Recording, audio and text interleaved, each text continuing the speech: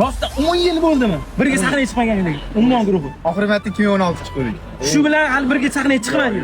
Aka endi konsert berish niyat bormi? Birga o'sha Zohid aka bilan Shohruh aka sahnaga chiqib. Konsert endi xudo xolisa keyingi yil mayliga plan qilyapmiz. Afsus aka 10 yil o'z muxlislar qancha sabr qilib kutdi. Bitta g'oya bor. Yo'q demasanglar, yo'q desanglar muxlislar bang'alab tashib yo'q deysizlar.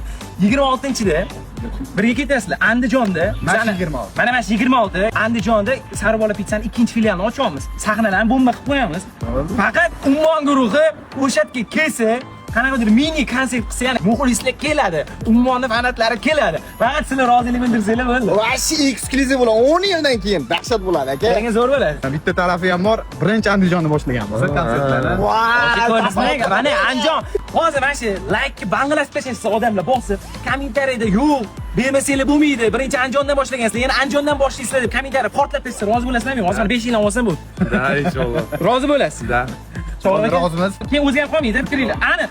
Do'stlar, aniq deyishyapti. 10 yildan keyin birinchi marta aynan bizni Sarbola pizzamizni ochilishida konsert berishi mumkin. Tasavvur qilasizlarmi? Do'stlar, qisqa muddat ichida Sarbola pizzani Andijonda ikkinchi filialini ochamiz, chunki sizlar shunaqa podeshka qildinglar va sizlarga ham eng zo'rlarini har doim ulashga harakat qilyapmiz. Shuning uchun kommentariyalarni portlatib tashlashingiz kerak bo'ladi. Ummon eng yaxshi ko'rgan qilishingiz qaysi?